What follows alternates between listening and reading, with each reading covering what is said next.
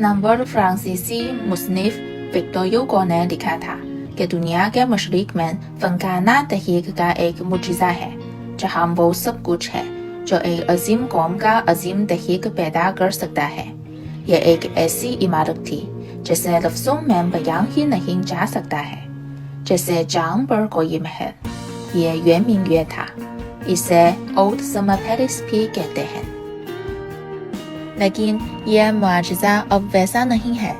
1807 में बरतानवी और फ्रांसीसी इतिहादी अफवाज ने बीजिंग पर हमला किया, युएमिंग में तोड़ फोड़ की, और जो हाथ आया वो लौट लिया। और वो चीज तबाह कर दी जो जीनी नहीं जा सकती थी। 3 दिन तक बाग में आग लगाने के बाद यह आदमी अजूबा खंडर बन गया जो आज हमारे सामने है। ओल्ड समर पेरिस में सबसे ज्यादा मशहूर ज़ोडिएक फाउंटेन है, जो दर हकीकत ये एक बड़ी हाइड्रोलिक घड़ी है।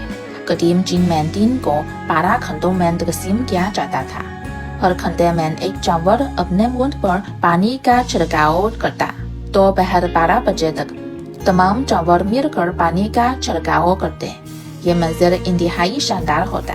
यहाँ मौजूदा 12 जानवरों के मुजस्मों के सर अलग करके इन्हें यूरोप ले जाया गया था, और फिर ये कहाँ गए इनका ठिकाना मालूम नहीं था।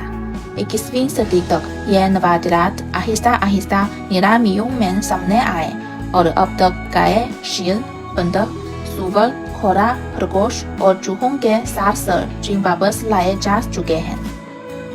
पिछले 10 सालों में वो सकाफती तबादलात जो खो गए थे, इन्हें बड़ी तादाद में वापस जिन लाया गया है।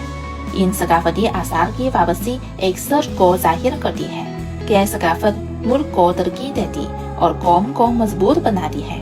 साल 2019 में खोए हुए सकाफती आसार के 796 नवादिरात को कामयाबी के साथ वापस जिन लाया गया, जो गुज़िश्ता 2 दिहाइयों में जिनमें खोए हुए सकाफती आसार की सबसे बड़ी तादाद भी है।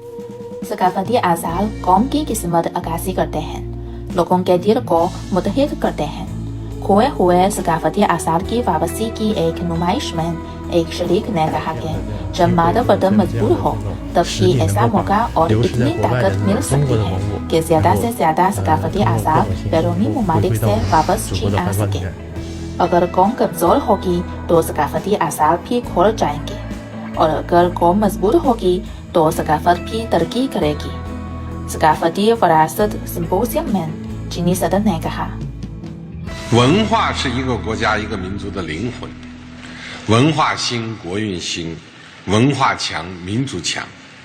没有高度的文化自信，没有文化的繁荣兴盛，就没有中华民族伟大复兴。